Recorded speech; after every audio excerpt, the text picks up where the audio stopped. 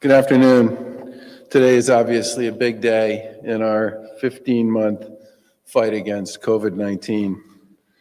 The people of Massachusetts have been through so much over the past year, but together they have done a spectacular job of putting COVID on the run.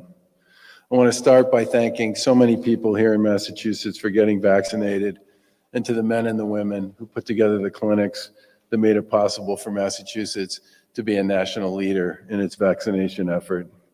At this point in time, 78% of all adult residents now have had at least one dose of COVID-19 vaccine. Over 3.5 million people are fully vaccinated. We think that number will be 3.6 tomorrow.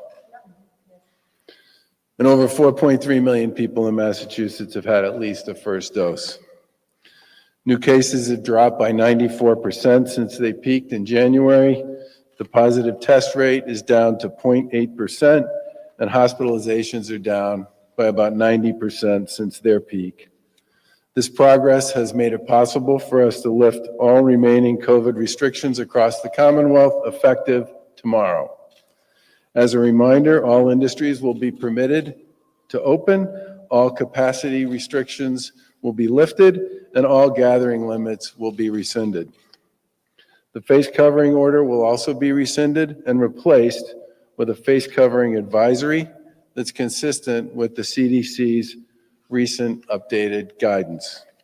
Face coverings will still be required on public and private transportation systems and facilities that house vulnerable populations like congregate care settings.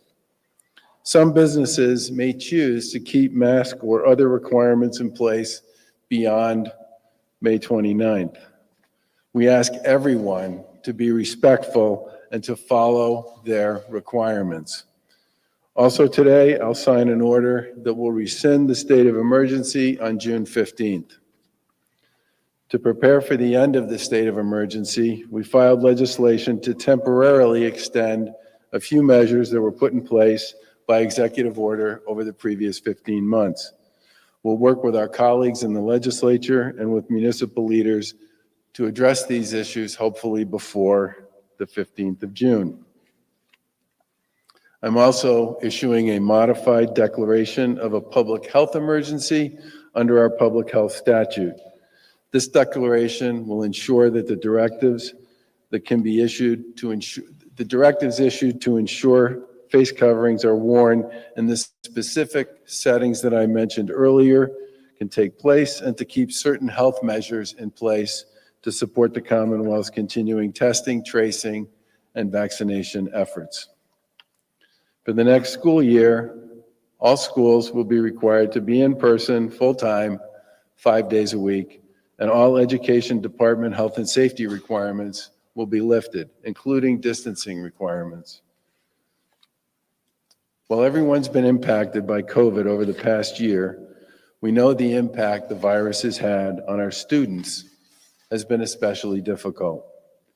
But thankfully, the next school year will bring our students back to the classrooms, and in the weeks and months ahead, we anticipate many will have an opportunity with state, federal, and local resources to engage in summer programs to pick up on some of what they lost over the course of the year.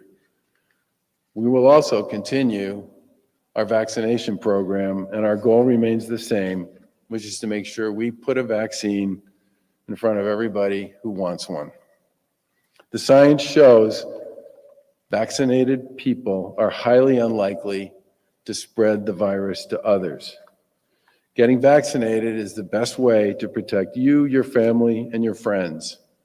The vaccine is free, and you don't need an ID or insurance to get one. There are over 900 vaccine clinics across Massachusetts, and they're widely available, and there's no wait. And a big part of the success we've seen in the drop in cases and hospitalizations and deaths since January is very much attributed to the people who've gotten vaccinated here in the Commonwealth. And we plan to continue our focus on increasing targeted community-based vaccine clinics and mobile clinics, and a big expansion of our homebound program to reach anyone that has an issue with getting a vaccine. We're increasing our mobile clinics in communities that were hit hardest by the virus, and we've been working with employers and schools to set up vaccination programs there as well. There's no wait, and we're going to continue to do everything we can to make it easy for people to get vaccinated here in Massachusetts. But if you are still waiting, please continue to wear a mask and keep your distance. But thanks to the people of Massachusetts who've made enormous sacrifices over the course of the past year to get us to this point, brighter days are very much upon us. We've been battling the virus for too long, but today we have an opportunity to put an exclamation point on all the hard work that so many people have done and continue to move Massachusetts forward together. Thank you very much. And with that, I will turn it over to the LG. Good afternoon. Today is an important day in what has been a very long 15 months to fight the pandemic. I'm pleased to be here to mark the lifting of business restrictions and look forward to focusing our efforts on recovery moving forward as we get closer to our goal of vaccinating 4 million residents. The people of our Commonwealth have been strong and resilient during what has been an incredibly difficult time. I wish to thank all of our residents in our communities across our state who stepped up and did their part throughout this past year. Thank you to our business owners who also stepped up to incorporate the numerous protocols to keep both workers and their customers safe. Thank our partners at the local level and our local boards of health for collaborating and working so hard with our administration to help us get to this point. As our nation-leading vaccination program allows us to take this step to fully reopen our Commonwealth, we launched a marketing campaign to encourage everyone to return to their favorite restaurants and support their favorite local businesses. The mission of the Let's Go Out campaign is to amplify restaurants as a driver of our way of life in Massachusetts as life returns to normal. It's a great addition to the My Local MA campaign that has been running since we launched it last summer. And with all of the restrictions on businesses being lifted tomorrow, we want to send the message that restaurants are open, and if you're vaccinated, get out there and enjoy the in-person dining experience once again. This campaign will remind people of what it was like, making memories with friends and family, and gathering together in your usual spots, or maybe even try something new and enjoy all that restaurants have to offer this summer and beyond. We're also going to educate consumers that restaurant dining may not be exactly the way it was before the pandemic. They may encounter safety measures like altered or reduced menus, changed floor plans, and contactless payment. All these changes are to keep both customers and staff safe. And finally, we know that many restaurants and other businesses are hiring. So hopefully this campaign will connect these businesses with people who want to get back to work. The campaign will ramp up over the summer and include online advertising and social media, posters, radio ads, and billboards at Fenway Park this week, with additional content to come, including a TV spot later in the summer during a Sox game. I want to thank the Massachusetts Restaurant Association, Mass Restaurants United, and members of the Restaurant Promotion Commission for their help and input on this campaign and for all they've done throughout this pandemic.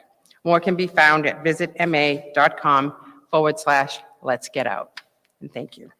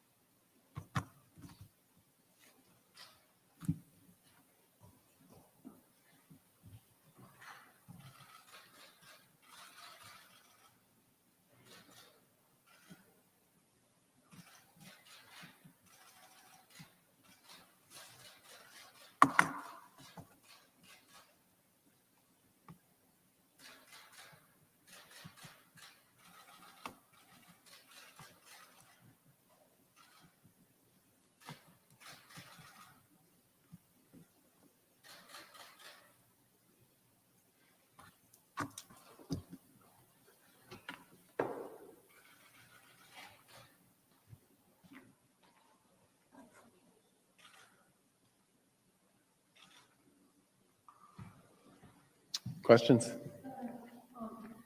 businesses can open in person now. When are state agencies like, for instance, the registry, that are open full-time in person? When can I walk in there and do my? So the registry has received an enormous amount of positive feedback from its customers about the appointment-based approach to service. And people have found it to be incredibly helpful with respect to planning their day.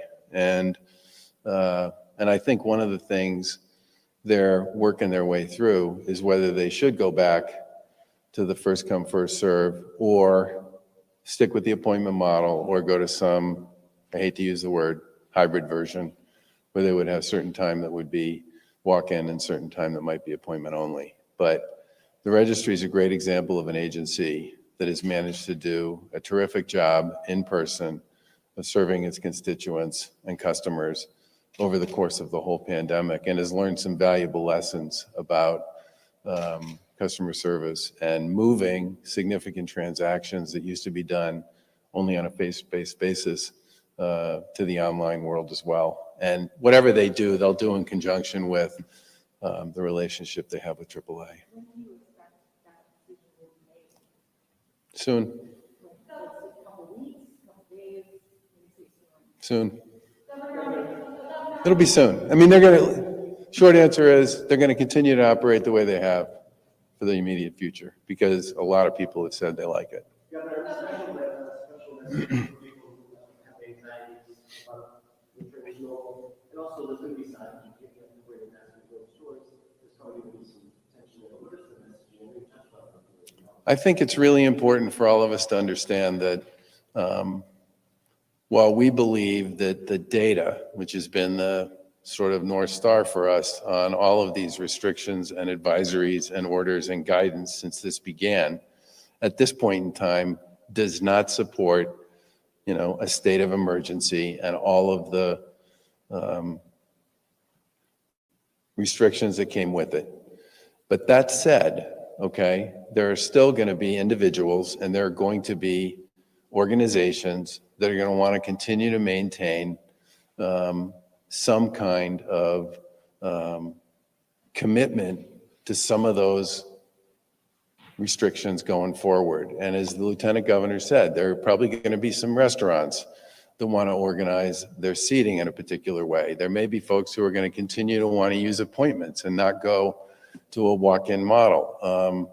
I think all of us need to continue to be what Massachusetts has been since the start of this, which is respectful of their friends and their neighbors, and to recognize that not everybody's going to be in the same place psychologically as everybody else. It's been a really hard, tough year for people. And I think that's something people should incorporate into the way they think about that. If somebody has a business and they'd like you to wear a mask when you come in, you should wear a mask. I'm certainly going to do that. And I would expect and hope and anticipate, just given what I know about people generally, that that will be the way people deal with it.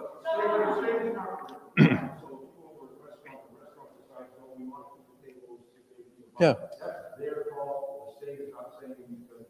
Well, yes. I mean, there could be situations where a local community would make the decision to put that kind of an ordinance in place because they think that would be the appropriate ordinance for them to have in their community. But at this point in time, there's one red community in Massachusetts. I think there's over 200 gray communities, and might even be north of 100 green ones at this point. 99. Okay.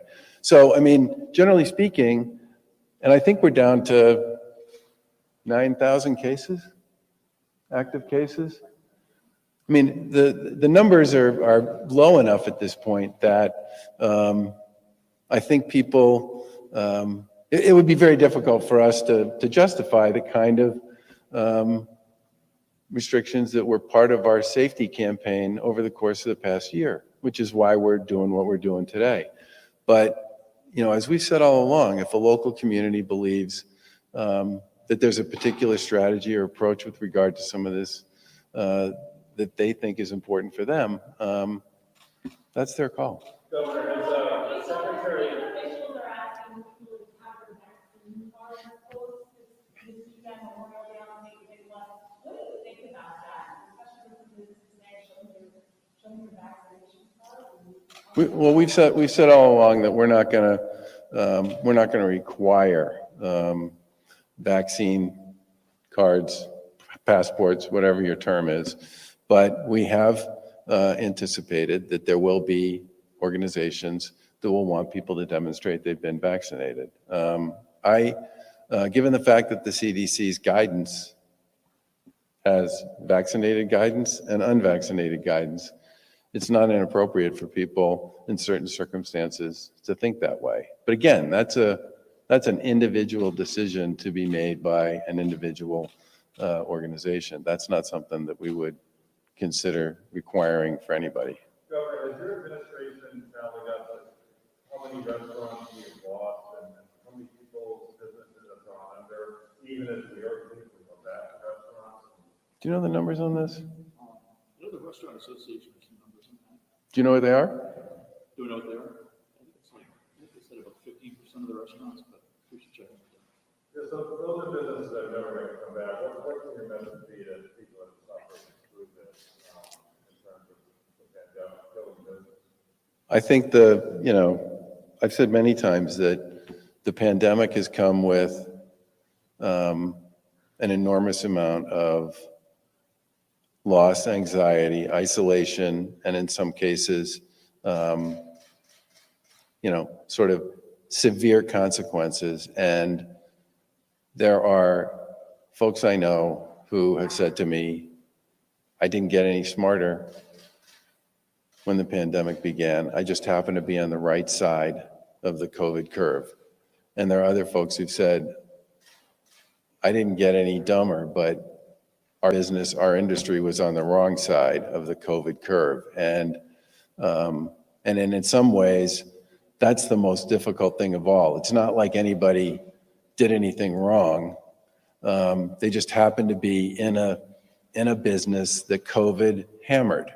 And that's one of the reasons why we've tried as a Commonwealth to be so supportive of initiatives to provide people with assistance on their way through if they're small businesses that were on the wrong side of the curve, and have been very aggressive about creating rental assistance programs that are among the very best in the country, and have also been incredibly active in federal conversations around how to handle issues around UI and support for people who are on unemployment. And it's also one of the reasons why we've asked the legislature to up the ante on the money we spend on technical training and sort of, giving people opportunities to pursue alternatives from the ones they had before if the business they're in was one of the ones that got hit in a particularly hard way. I know for so many of these folks, people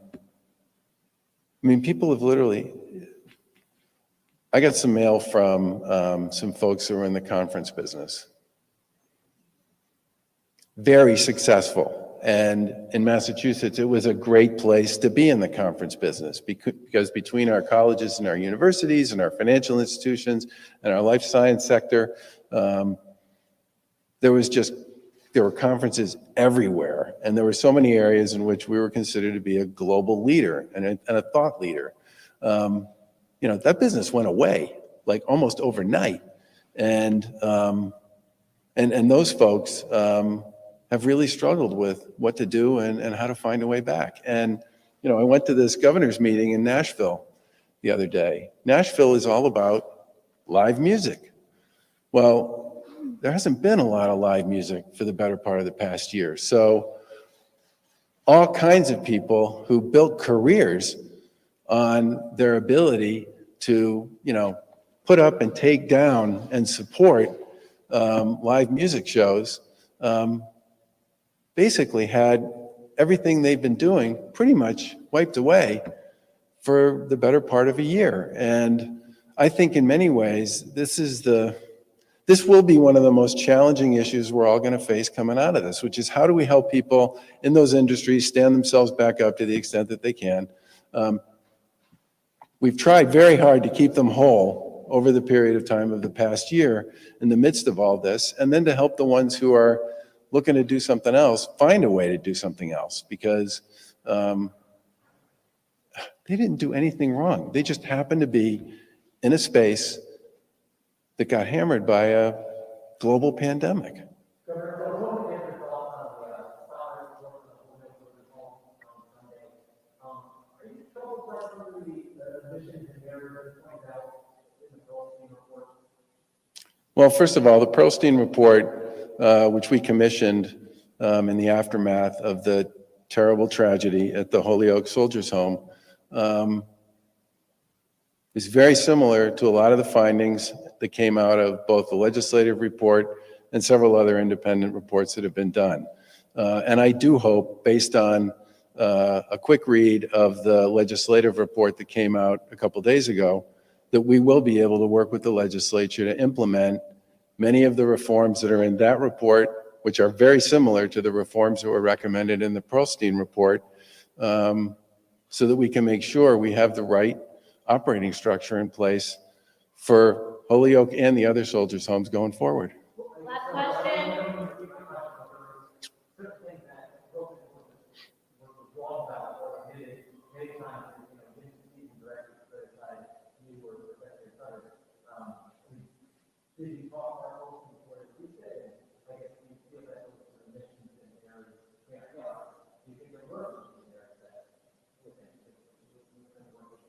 I think the vast majority of the Pearlstein findings were completely consistent with the other independent reports that were done.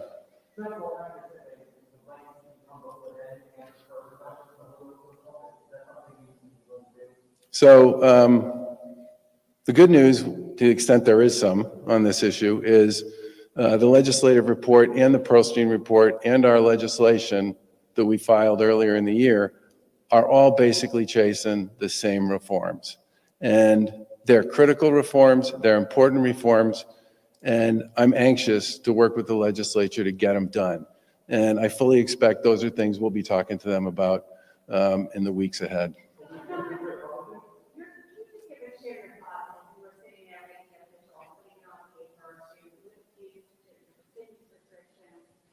Is it over, and what was going on in your mind as you were signing up?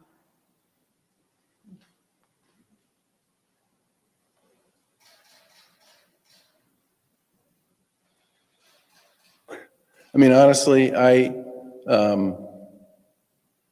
I've said before that this was the most difficult thing I've ever done in my professional career. Usually in management jobs, there are good answers. It's pretty unusual to end up in a situation where you're constantly faced with a whole series of least worst choices. And to get back to Jonathan's question, the number of people that the Lieutenant Governor and I have talked to, communicated with, exchanged correspondence with over the course of this year, who have gone through profoundly difficult times and circumstances is at times overwhelming. And I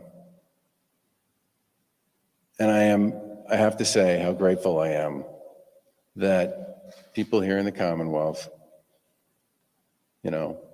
adopted, adapted, adjusted, supported one another. There were so many private foundations that raised money. There were so many charitable organizations that stepped up, and so many just astonishing stories of kindness and grace and generosity.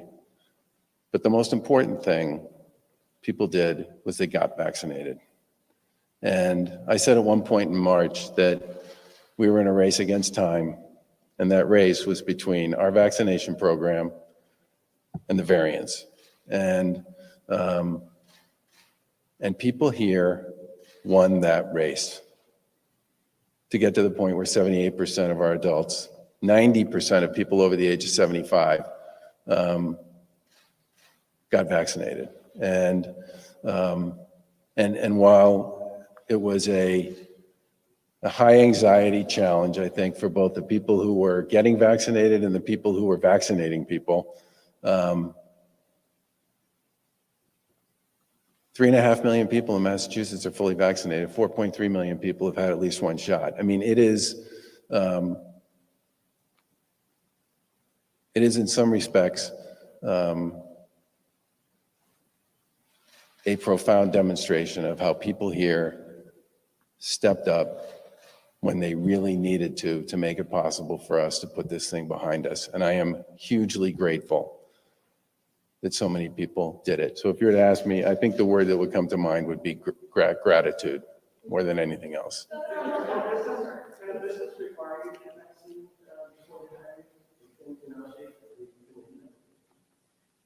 I don't know what the legal answer is to that question.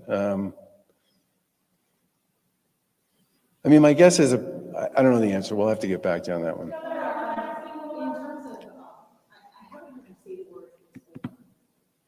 Is it? I think it's pretty, I mean, unless something very odd happens, I would say that it is pretty much over. But I've learned with the COVID virus that the last thing you should ever do is presume you know everything it is to know about it, because that's one other thing I would say about the past years. The facts on the ground were constantly changing, and the knowledge base that we were all operating on was constantly changing. And for that reason, I would put an asterisk on anything that says it's over, okay? But I do believe that it is certainly on the run in a big way, and given the data as it currently exists right now, Massachusetts is in a place where we can lift these restrictions and do so with a fairly high degree of confidence that people have done the things that we needed to do to beat this thing down.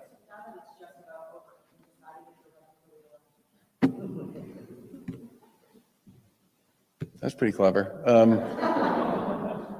That's something the Lieutenant Governor and I and our families are going to talk about.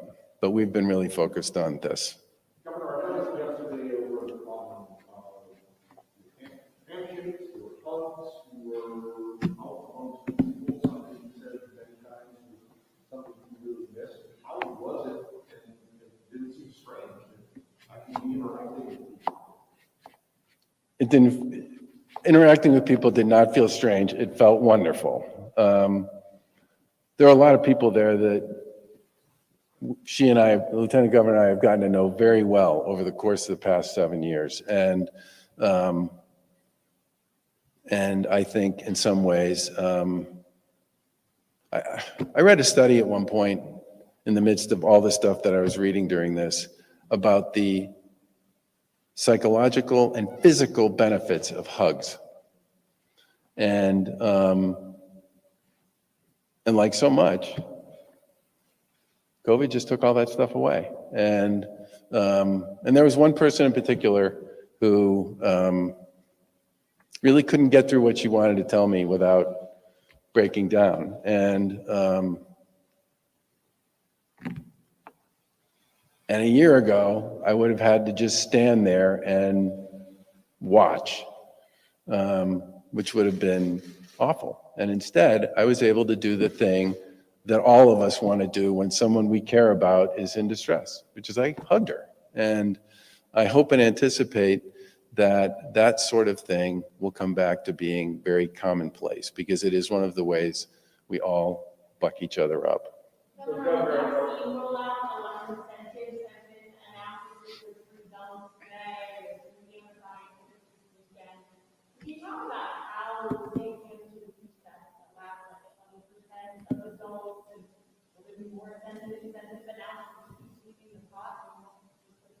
Well, I think one of the things we've done with a lot of these is you try a variety of things and see which ones work, and if they seem to generate traction, then you do more of them. And I think you're likely to see us continue to do that. But the thing we're probably going to do the most with is this idea of pop-ups and mobiles and almost like home delivery. I mean, at this point in time, if you call and you say you can't get a vaccine, you can't get to a vaccine location, we'll deliver one to you. And I think that's going to be the kind of thing that's going to drive a big piece of this. You'll see a lot more pop-ups. You'll see a lot more vaccine sites, mobile sites done in places where there are populations in communities where we still have a ways to go.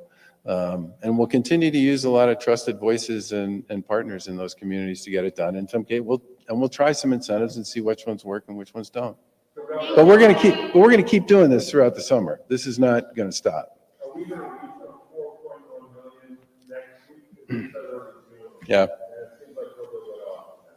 I think it'll probably be more like mid-June, but the fact that 4.3 million people already have a first dose has turned out to be a pretty big deal in most of the research that's been done so far. Yeah.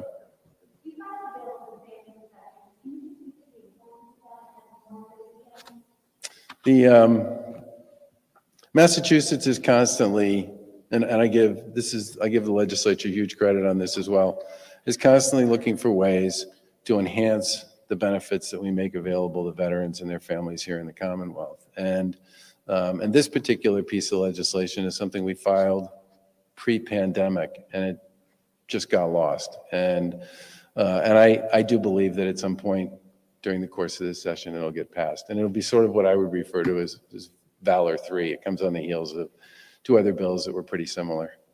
So I want to follow up on one thing. Last you said, when you did the program, that you had never spoken to a man that all for employment. Your administration had said that you need into employment. What should you know about that? I forgot. The board at Holyoke, which had the legal authority to do so, chose him. And he and I had a brief interview before I swore him in.